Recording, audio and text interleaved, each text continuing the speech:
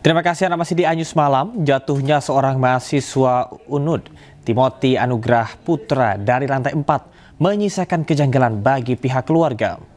Namaku Timothy, asalku dari Bandung.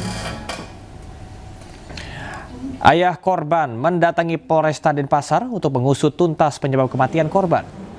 Selain itu, Timothy sempat mendapat perawatan medis di RS Profesor Ngurah, namun nyawanya tidak tertolong.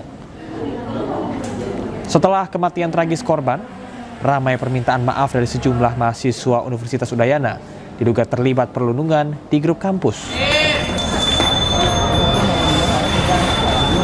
Sebagai orang tuanya Timi ingin mencari kebenaran kronologis dari kematiannya Timi, karena yang selama ini kita terima itu ceritanya masih simpang siur kronologis kematiannya. Oleh sebab itu saya serahkan kepada pihak kepolisian yang memang sudah jadi tugasnya mereka, karena saya pun juga. Pasca ratusan siswa keracunan usai menyantap menu makan bergizi gratis di Yogyakarta mengalami trauma. Beberapa anak mengaku trauma untuk menyantap menu makan bergizi gratis.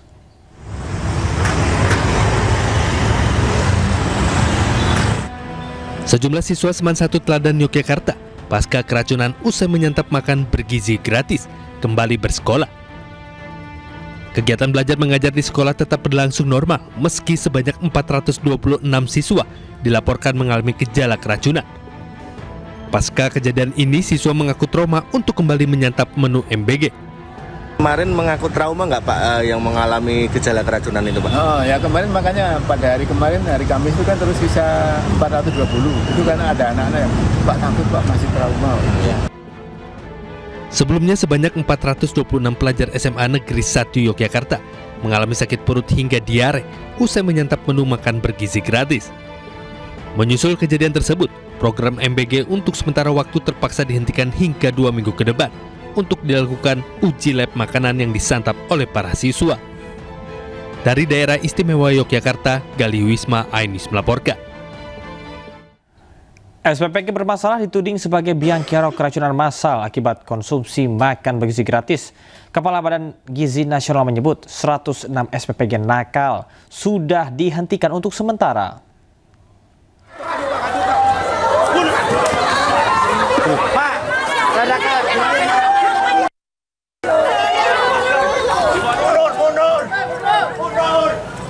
Sejak diluncurkan 6 Januari lalu, program makan bergizi gratis masih berkubang dalam masalah yang sama, yakni kasus keracunan.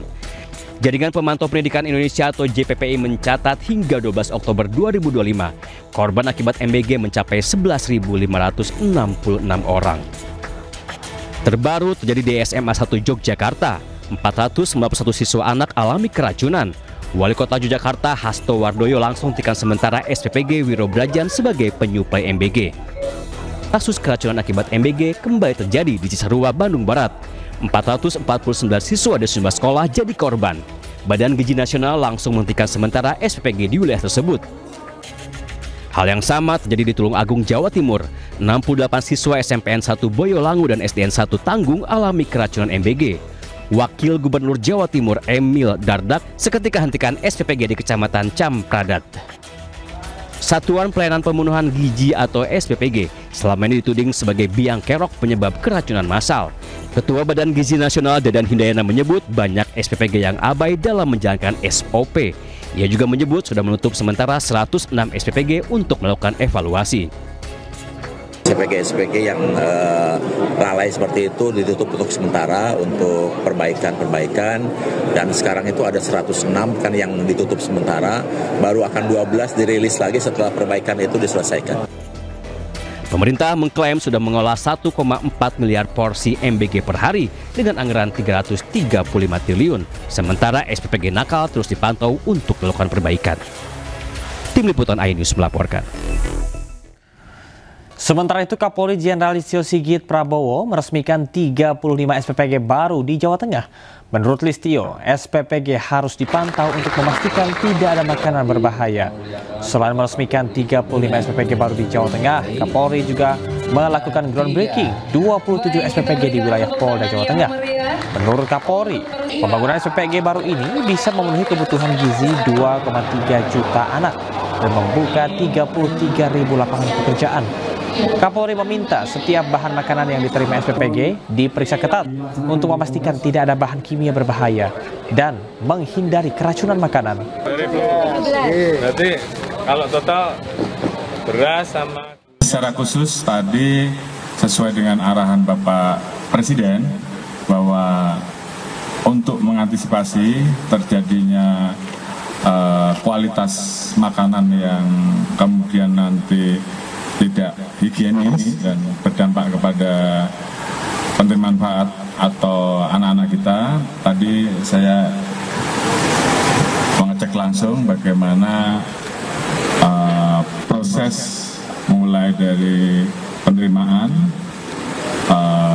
bahan baku yang akan diolah. Dalam pidatonya hari ini di Bandung, Jawa Barat, Prabowo menyampaikan kesuksesan program makan bergizi gratis. Ia pun menegaskan komitmennya untuk terus menyempurnakan pelaksanaan program MBG agar tidak lagi ditemukan kasus siswa mengalami keracunan.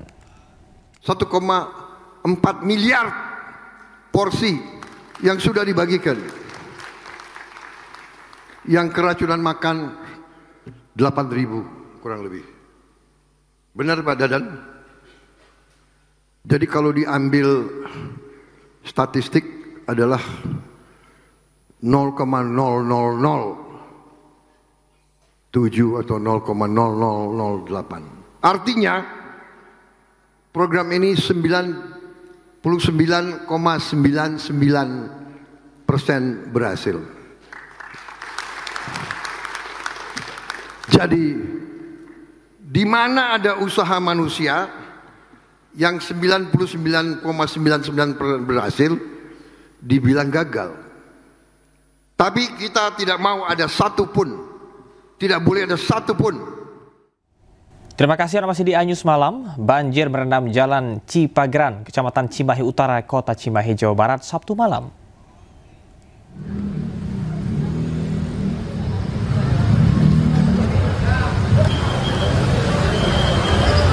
Hujan deras yang melanda sejak Sabtu sore hingga malam menyebabkan banjir akibat debit air sungai meluap karena tak mampu menampung derasnya air. Pada banjir kali ini sejumlah akses jalan terendam, bahkan sejumlah kendaraan yang memaksa melintas pun mengalami mogok mesin dan ada pula yang terendam banjir. Terkait peristiwa tersebut, warga berharap pemerintah memperlebar drainase guna mencegah banjir terulang kembali.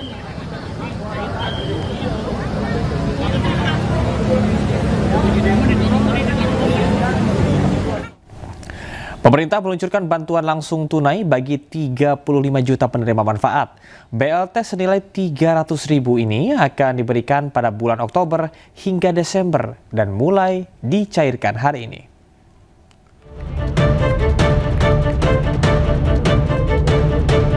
Menteri Koordinator Bidang Perekonomian Airlangga Hartarto mengumumkan stimulus ekonomi terbaru 2025. Stimulus berupa bantuan ekonomi bagi masyarakat.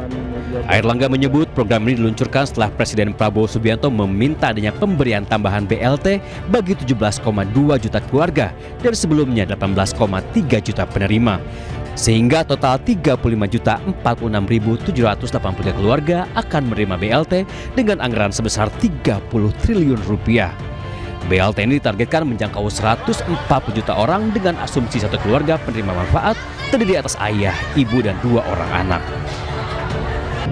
Ini Bapak Presiden minta menambahkan bantuan langsung tunai ini yang akan diberikan pada bulan Oktober, November, dan Desember 2025 dan akan diterima oleh 35.046.783 keluarga penerima manfaat.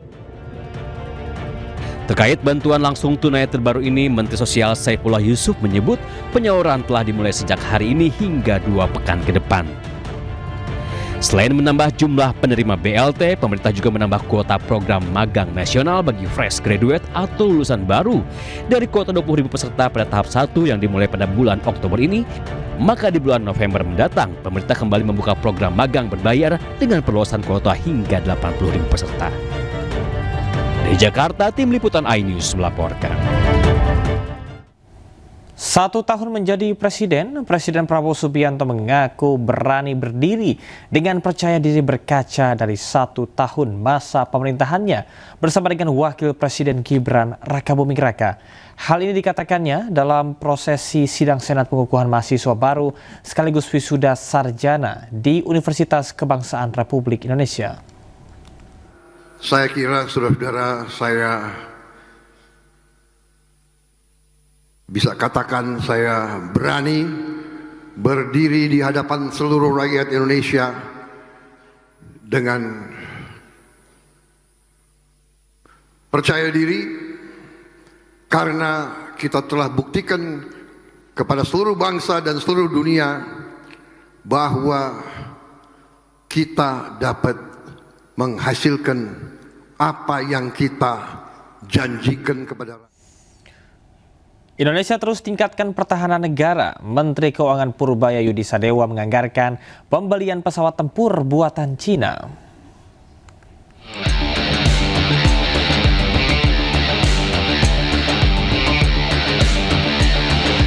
Penguatan alutsista terus menjadi salah satu fokus pemerintahan Presiden Prabowo Subianto. Pertahanan udara Indonesia pun akan diperkuat. Menteri Pertahanan Syafri Samsudin berencana membeli pesawat tempur J-10 Chengdu buatan China. Rencana ini pun telah disetujui oleh Menteri Keuangan Purbaya. Bahkan Purbaya pun telah mengalokasikan anggaran pembelian pesawat tempur pada APBN 2026. Kalau untuk yang tahun depan sudah kita setujui. Ini nggak tahu pakai yang mana, tapi sudah cukup banyak anggaran mereka. Berapa kemarin? Sekian. Saya lupa, 9 miliar dolar kalau nggak salah, atau lebih, saya lupa angkanya. Tapi sudah disetujui, jadi harusnya sudah siap semua untuk yang itu. Tapi saya nggak tahu ini baru lagi apa enggak, termasuk yang itu apa. Tapi kalau ya harusnya sih, yang disebutkan sudah masuk yang dianggarkan itu harusnya sih. Tapi saya sudah baca lagi apa dia mau impornya tahun depannya lagi atau kapan. Tapi yang dia minta selama ini sudah kita penuhi. Jet buatan negeri tirai bambu ini dilengkapi berbagai macam senjata termasuk PL-15. PL-15 adalah rudal udara jarak jauh yang memiliki jangkau 200 hingga 300 km. J-10 Chengdu pernah digunakan Pakistan untuk menembak jatuh jet tempur Rafale dan Su-30 saat konflik berkecamuk dengan India pada Mei lalu. Tim Liputan iNews melaporkan. 2 hari beroperasi, lebih dari 15.000 aduan masyarakat masuk ke kanal lapor Pak Purbaya. Bahkan oknum pegawai Bea Cukai terancam dipecat usai ketahuan nongkrong di kafe saat jam kerja.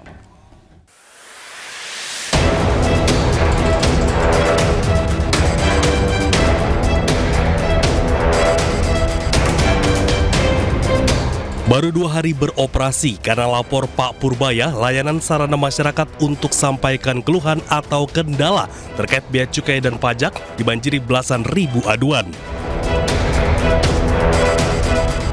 Dari 10 laporan yang ingin segera ditindaklanjuti, ada 1 laporan di mana pelapor menyebut melihat petugas bea cukai yang tiap hari nongkrong di Starbucks, lengkap dengan laptop dan membicarakan bisnis aset.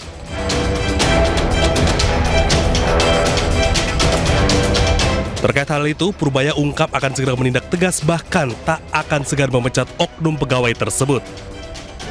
Gimana anak buah lu begitu? Ini akan kita tindak ya. Ini lengkap tempatnya, ini cuma saya alamatnya lengkap, ini lengkap, jadi pasti bisa kita akan kejar. Jadi saya baru tahu, walaupun kita udah mau gebrak-gebrak, masih ini di bawah seperti ini, artinya mereka nggak peduli. Dianggapnya saya main-main. Bilang, hari Senin ke depan, kalau ada yang ketemu begini lagi, aku akan pecat. Walaupun katanya mencat pegawai negeri susah, saya akan pecat. Saya persulit hidupnya. Masa nongkrong di Starbucks berpakai seragam, gak kira-kira loh. Sebelumnya, Menteri Keuangan RI Purbaya Yudi Sadewa meluncurkan layanan pengaduan bernama Lapor Pak Purbaya. Masyarakat dapat langsung mengirim laporan melalui WhatsApp di nomor 0822 4040 6600. Setiap laporan harus mencantumkan nama lengkap dan email supaya dapat ditindaklanjuti oleh tim Kementerian Keuangan. Tim Liputan iNews melaporkan. Terima kasih Anda masih di iNews Malam. Kita ke informasi olahraga. Nama Louis van Gaal mencuat. Kian Santer disebut-sebut bakal menjadi pelatih Timnas Indonesia menggantikan Patrick Kluivert. Melalui akun pribadinya, Van Gaal menyebut akan mengumumkan informasi besar pada hari Senin mendatang.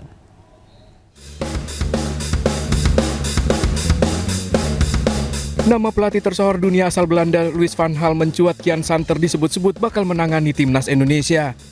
Rumor ini beredar di media sosial, bahkan di sejumlah media olahraga dunia. Jurnalis olahraga Spanyol Victor Catalina bahkan telah menuliskan pesan selamat datang Louis van Gaal dengan menyertakan bendera Indonesia. Sementara itu melalui akun pribadinya, Van Gaal memastikan akan mengumumkan informasi penting mengenai hal ini pada hari Senin mendatang.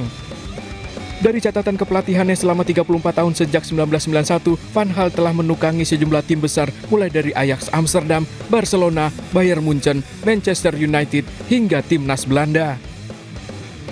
Dalam karir kepelatihannya, Van Gaal tampil mentereng dengan mempersembahkan 18 trofi bergengsi di Eropa, terbanyak dilakukan saat menangani Ajax Amsterdam.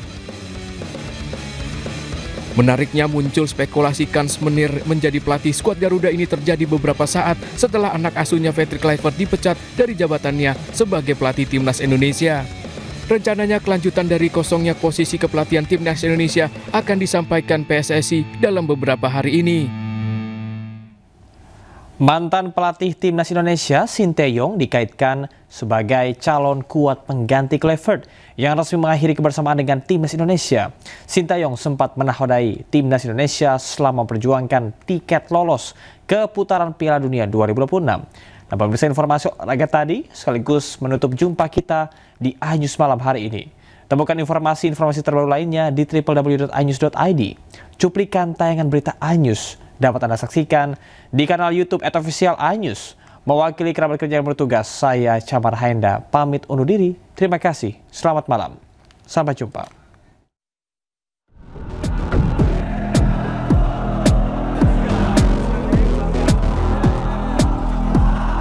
Sejak kegagalan Timnas melaju ke Piala Dunia 2026, banyak penggemar yang mengungkit sosok mantan pelatih Timnas Indonesia Sinteyong.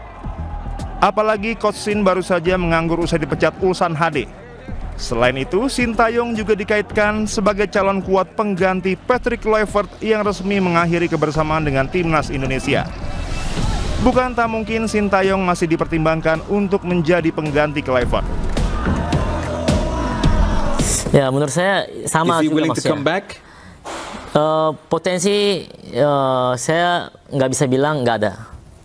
Potensi ada. Bisa balik, tetapi ya balik lagi seperti yang saya tadi bilang, harus ada persyaratan yang lebih ketat, lebih baik dalam kontrak mungkin. Baik.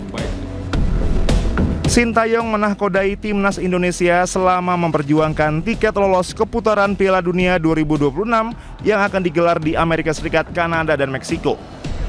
Bersama STY, Garuda mengawali langkah dari ronde 1 hingga setengah perjalanan ronde 3. Sisanya sejak setengah akhir ronde 3 dan sepenuhnya ronde 4, Timnas sudah ditukangi Kluivert. Dalam 50